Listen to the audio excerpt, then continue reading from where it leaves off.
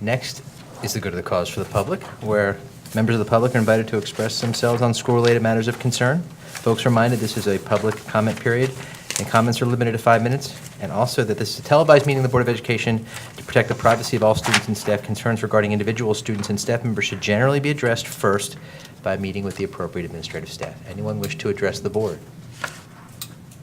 I promise you the microphone's clean. No. I had to say that. Okay, seeing no one, we'll close the public portion. May I have a motion for this evening's agenda? So We do have an addendum, personnel addendum, And also K6 and K7. and K6 and K7. Motion by Mrs. Becker. Second. Second by Mrs. Shaw. Is there any discussion? Mrs. Shaw. I do have a question on item M1, which is staff development. And it's mostly just that there are parts of this that I am not at all familiar with. They're talking here about a professional development program for Hammersholt. And they're talking about recent changes to staff evaluation procedures require that student schedules are coordinated with curriculum data for the district NJ Smart submissions. And I've never heard of this. I was wondering if I could get a little bit more information just as to how student schedules are impacting staff evaluation procedures. Kenyon, would you mind? Please come on up. Mrs. Gulick. Go for it, Mrs. Fuller. And while Mrs. Gulick is coming up, I just want to note, the agenda shows December 5th. It should be December 6th as the date. It's corrected here. So noted. Thank you. This is complicated and not that hard. A few years ago, Dr. Ogden explained to you how all of our courses needed to be realigned with SCED numbers. All of our courses are coded so that we can report out that our students are taking language arts in 6th grade and it's coded to meet the New Jersey Student Learning Standards. So those are some of the things that we are doing. At Hammersholt, because we have a house schedule and we try to keep our students together and we try to meet all of their needs, we have lots and lots of layers of courses in order to run the schedule. And so as we're going into a new year, we have some new staff at Hammersholt. We've asked Genesis to come in and kind of reset us in are we using Genesis to the best way possible in order to schedule students as efficiently as possible so we can identify all of the criteria, be compliant in all that criteria, and still schedule our students well. So that's really what we're doing. It's staff development, and it's consultant, and it's compliance, and so Genesis is coming in and helping us with all those things.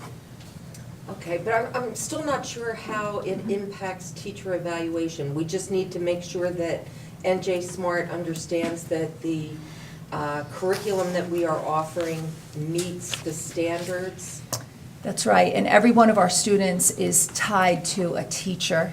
Okay. And that is how a teacher's median SGP score is calculated. And that's why it's critical that the teachers and the courses and the students are all aligned perfectly. And Dr. Ogden started all of that, and as people have, added a teacher and created a section, we just really want to reset it and make sure we have everything exactly as it's intended. Okay, I get it. Thank you. Okay. All right.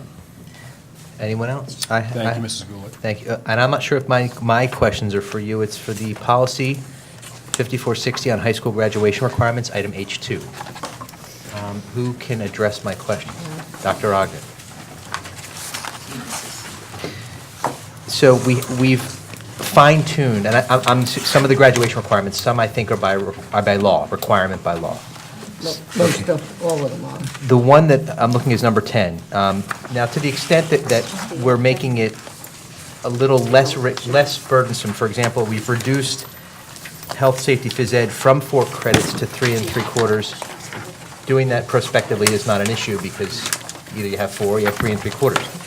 But what is item number 10? At least 5 credits in 21st century life and careers or career technical education and integrated throughout the curriculum. How is that different from what we're currently doing? It's really just wording. In previous iterations of the code, Right. it referred in general to that you should have 21st century skills. It makes it more specific, puts more emphasis on it. Will this change have an adverse effect on any students currently in high school that No. might have to say, oh, I didn't get enough credits? No, because it's integrated, and we have more credits than the state requires. So it's not an issue. Because my concern was, do we grandfather in any? Is there a need to grandfather? No, it's not a matter of changing Okay, it. is there anything else material about this, or it's just really, Not in terms of the graduation, requirements. okay.